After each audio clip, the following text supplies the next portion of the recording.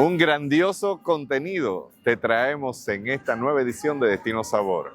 Acompáñanos y no te pierdas lo maravilloso que tenemos para ti.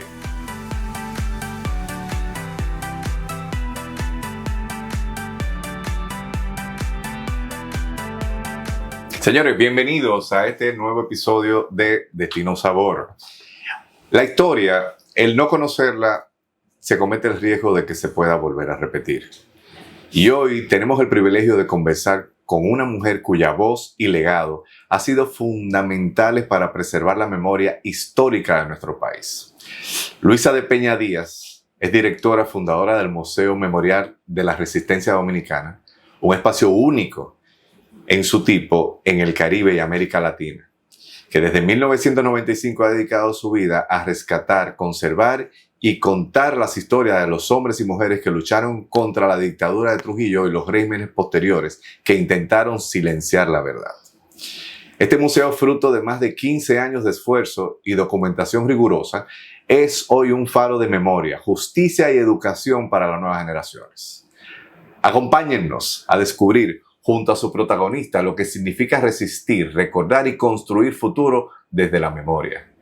Luisa, muchas gracias por acompañarnos y muchas gracias por recibirnos. Es un gran privilegio para nosotros poder estar y escuchar tu voz. Gracias por venir a visitarnos. Para nosotros pues es un placer y un honor recibirlos en nuestro espacio.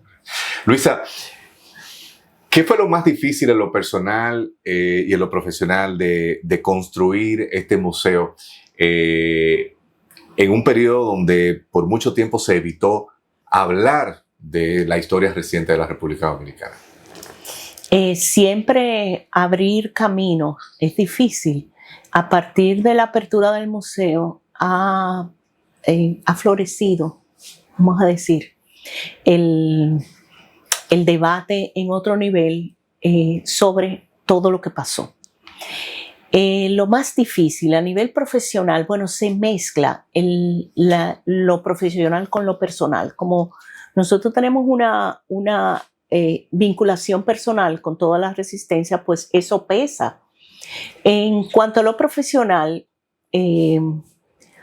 tuvimos que aprender mucho, porque como museóloga y museógrafa, que nos dedicamos más al área de historia del arte, descubrir un mundo nuevo de la memoria, un tipo nuevo de museo, implicó desconstruirse y volverse a construir en parámetros y en conocimientos básicos de museología. El Museo de Memoria es un museo que reta, porque es un museo que establece un diálogo con el visitante.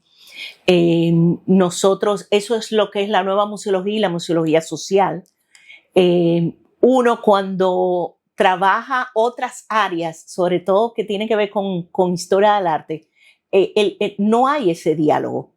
Entonces, desde el punto de vista profesional fue un gran aprendizaje, fue una experiencia extraordinaria, abrió horizontes y desde el punto de vista personal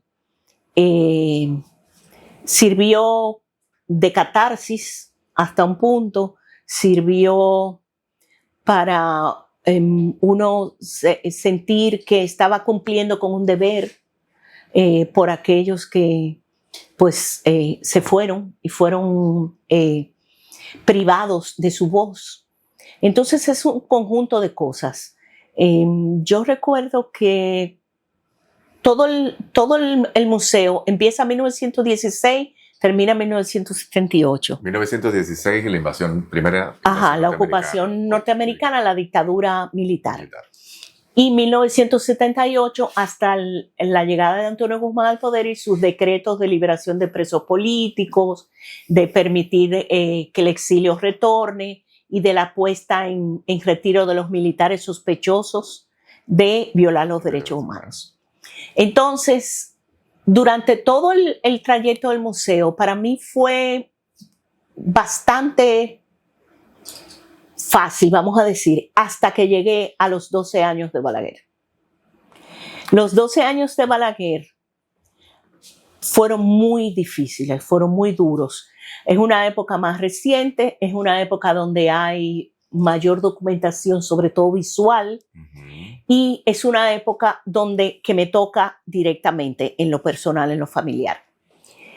Y en ese momento yo me di cuenta que yo no me sentía lo suficientemente distanciada como profesional para desarrollar esa sala, y busqué ayuda.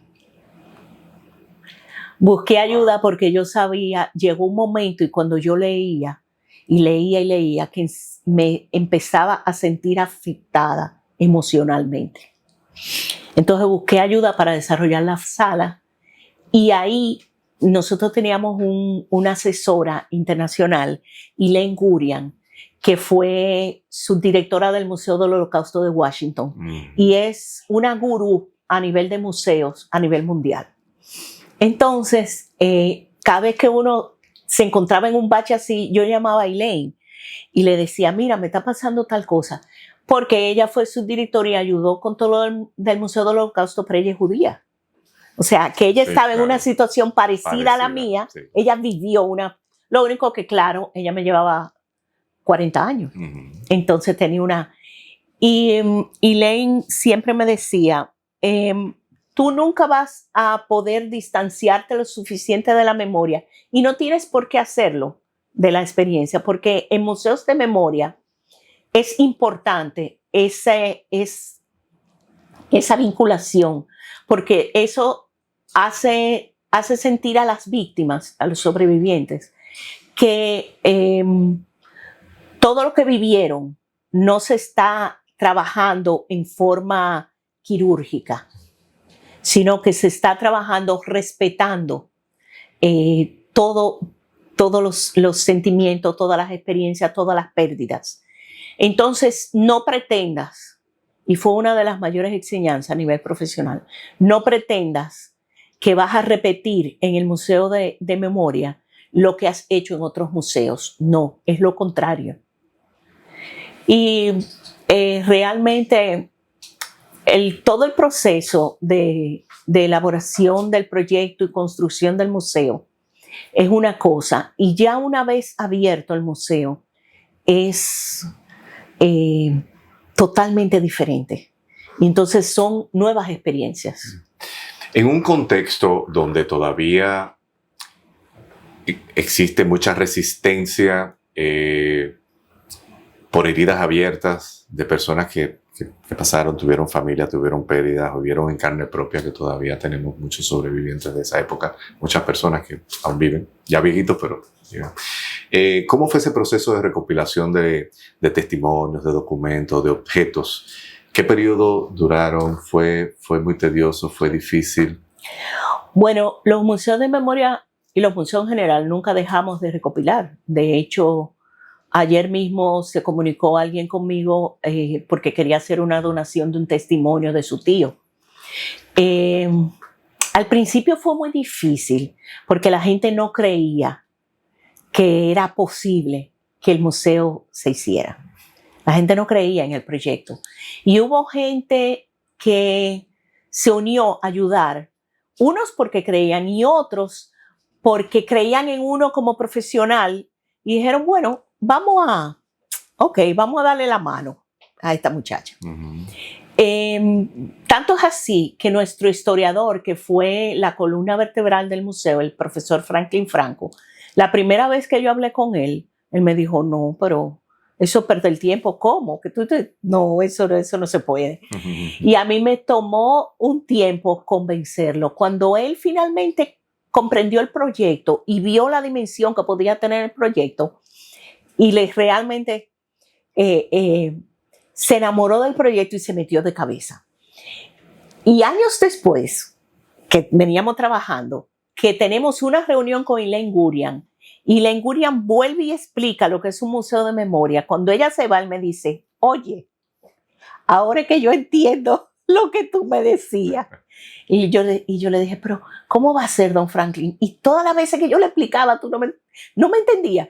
Me dijo, bueno, no, pero tú estabas tan convencida porque es un enfoque completamente diferente. Y a veces nosotros teníamos unas discusiones muy fuertes desde el punto de vista histórico, porque él como historiador se regía por una... Y yo le decía, no, pero es que eso no es lo que nosotros podemos decir o vamos a decir, no es así. Y todo eso era ese proceso. Fue muy difícil porque la gente no creía en eso. La gente no quería, por supuesto, entregar sus cosas. Claro. Pero uno empieza por dando el ejemplo.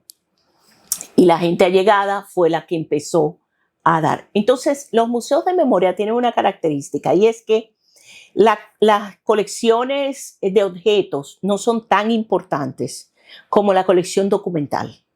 Claro.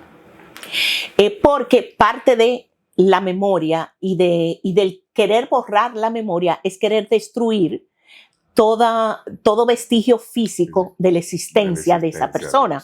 Entonces van y te destruyen la casa. Entonces la reconstrucción de la memoria es pegar como un rompecabezas y tú vas pegando fragmentos y así tú logras reconstruir esa memoria, porque la memoria es la voz de las víctimas, la memoria histórica. No es la historia oficial. Entonces tú necesitas la historia oficial y necesitas la voz de las víctimas para poder reconstruir. La voz de la víctima. Exacto. Sí. Entonces no era tan fácil, mucha gente no creyó. Nosotros tuvimos conflictos, muchos conflictos desde el principio, y eso es normal. Y porque hay tantos sentimientos envueltos que se desbordan. Yo recuerdo que yo tuve una reunión con un director de un museo de memoria y él me dijo, prepárate para cuando empiecen a pelear. Yo le dije, no van a pelear porque todo el mundo quiere el museo. Y él me miró con una cara que nunca se me va a olvidar, como que ingenua, y se rió. Cuando empezó el primer pleito, yo nada más me acordé de él y dije, ya yo veo por qué que él me miraba con esa cara de qué tonta. Y él me dijo esas palabras. Es que los sentimientos desbordan. Yes. El que tiene mucho tiempo en silencio no logra sacar eso en forma racional, sino que lo sobrepasa. Y nosotros vimos eso el día de la inauguración. El día de la inauguración del museo fue un domingo, era Día de las Madres. Estaba invitada la gente a las 7 de la noche. Aquí empezó a llegar gente a las 4 de la tarde. ¿Ok? Y, por ejemplo, nosotros te invitábamos a ti. Y tú llegabas a ti, ¿eh? Tú llegabas con tu esposa, con tus hijos, con tu mamá, con tu papá, claro, con todo el mundo. Claro. Y, bueno, yo recuerdo que pusimos 1000 y pico de sillas. Y no alcanzaron.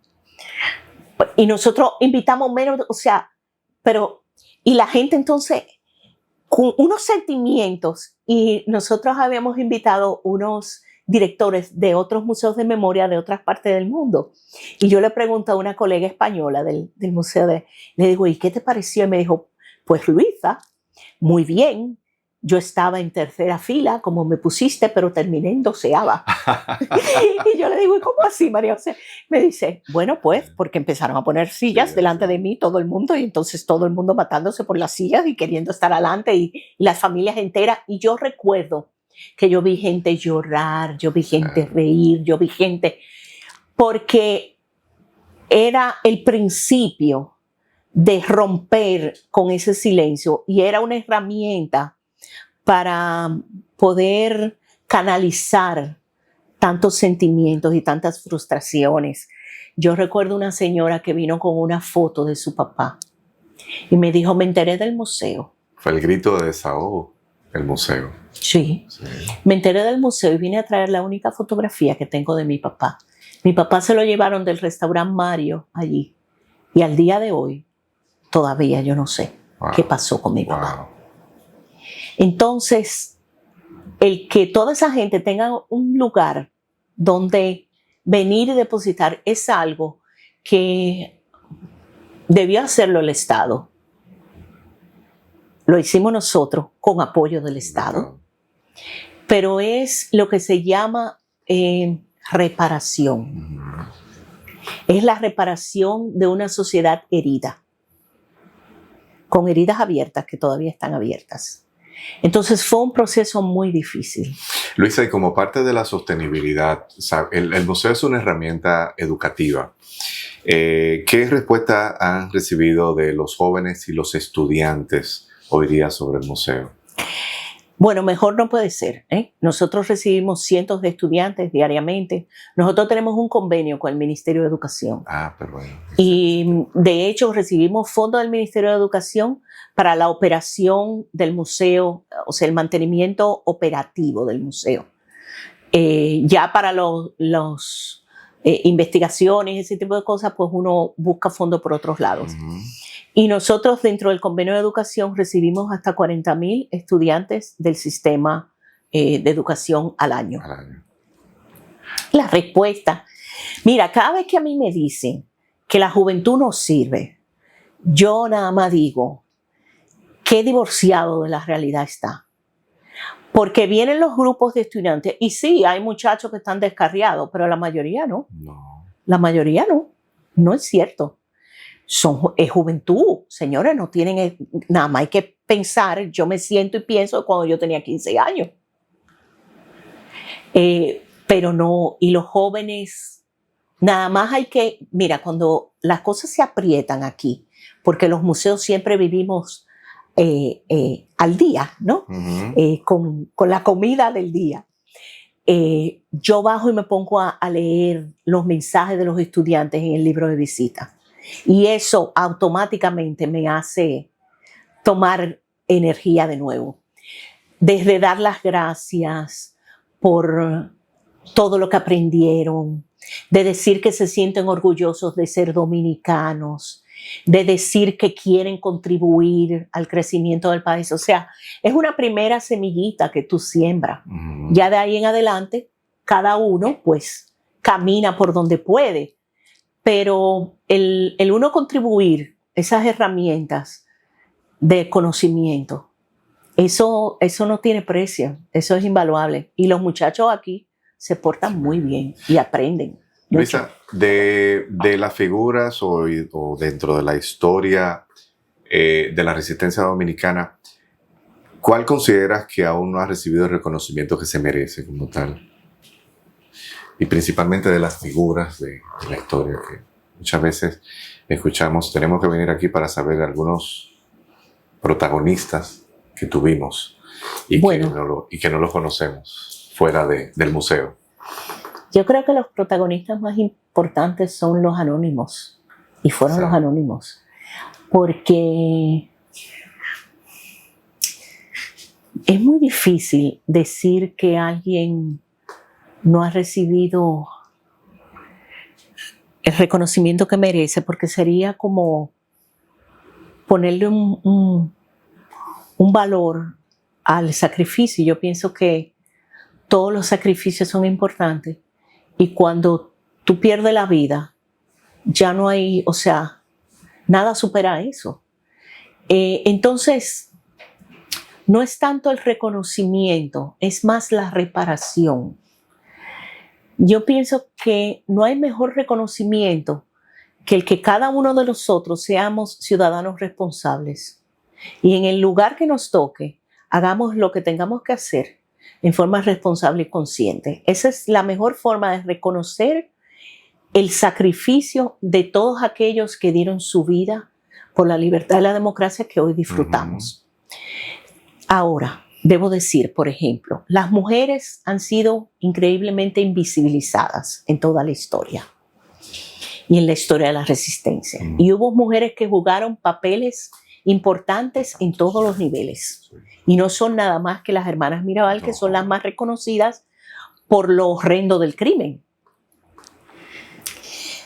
Pero resistir no es nada más las acciones que te pueden llevar a la muerte. Es todo un conjunto de cosas. Porque la esposa que lleva la cantina al preso político día a día, sin saber si la va a entregar, está resistiendo. Y sin saber si ella va a regresar. Si ella va a regresar y si la va a recibir el otro, o sea, todo eso. Eso es resistir. Eso es decir, él existió, él existe, él está aquí. Hay quien está pendiente de eso. Esas son formas de resistir. Por ejemplo, durante la guerra, el que llevaba comida al combatiente o el que curaba sus heridas, eso es parte de la resistencia. No es solo el que tiene el arma en la guerra y enfrenta al enemigo.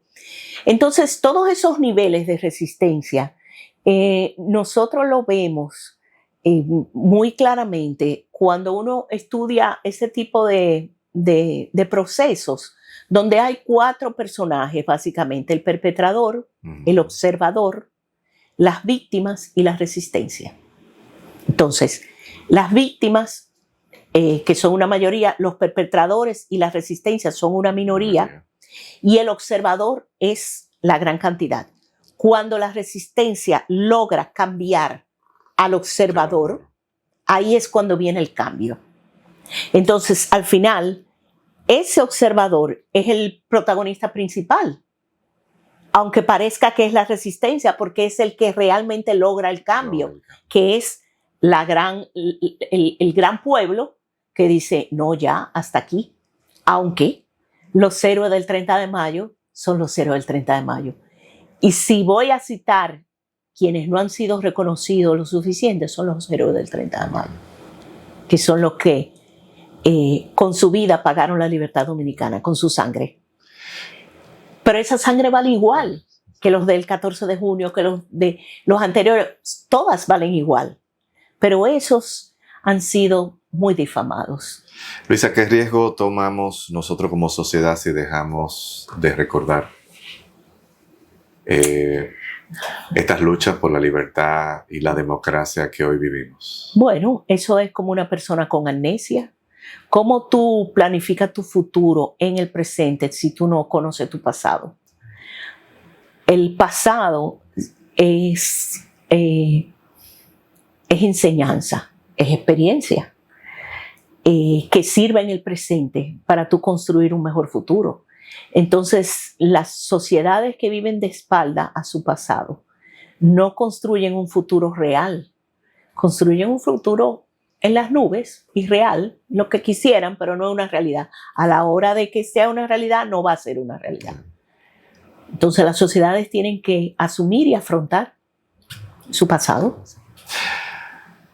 Luisa, ya para terminar, quiero agregar que no solo has rescatado nuestra historia y has transformado una de las experiencias vivas y necesarias y profundamente humanas de la República Dominicana. Tu trabajo nos recuerda que la memoria no es pasado, es presente, y que resistir también es educar y educa. Gracias, Luisa, por tu tiempo, por tu voz, por darnos un espacio donde el silencio se convierte en verdad. Bueno, gracias a ustedes, pero yo tengo que decir que yo soy la cara de un grupo, de un gran equipo, claro, de un equipo profesional en el museo y de una fundación conformada por 90 personas que creen en este proyecto y que han empujado de una forma u otra, donde yo tengo una junta directiva que ha apoyado cada uno de los proyectos que uno presenta, porque parecería que el museo soy yo. No, yo soy la que doy la cara. Claro. Pero detrás de mí hay un montón de gente que delegaron en mí dar la cara para lo bueno y para lo malo. Entonces, es bueno resaltar eso porque es un trabajo en equipo.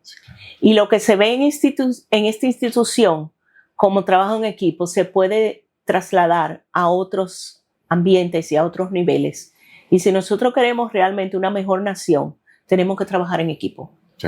Como dominicanos, todos juntos. Entonces, el museo lo único que quiere es poner su granito de arena. De que esos jóvenes que vienen subiendo tengan las herramientas del conocimiento para tomar decisiones informados. De ahí en adelante, errores siempre habrá y rectificaciones también. Que todos aquellos que quedaron en el camino no sean olvidados y que no haya sido en vano. Eso es lo más importante. Se hace. Muchas gracias, Luisa. Gracias a ustedes. Señores, muchas gracias y continuamos.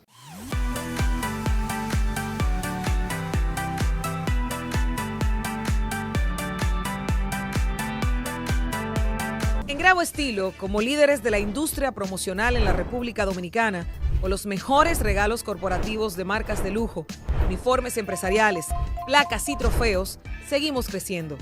Visítanos en nuestras sucursales ubicadas en El Millón, en Naco, en Santiago, en Puerto Plata y en Punta Cana. Y contáctanos al 809-227-3007 o a ventas@graboestilo.com. Conoce además nuestro catálogo a través de graboestilo.com y en nuestras redes sociales. Grabo Estilo, donde vivimos innovando. Llegado a Arroyo Frío, La Loma Mercado. Más que un supermercado, aquí encontrarás a un espacio dedicado a ofrecer productos de alta calidad, seleccionados con cariño y sabores únicos que te transportarán a nuevas experiencias. Desde productos de la región hasta productos gourmet, cada detalle ha sido pensado para que encuentres inspiración en cada visita. Aquí descubrirás un concepto práctico, donde la calidad y el buen gusto se unen para sorprenderte. Arranca sin nada que en La Loma Mercado encuentras todo lo que necesitas.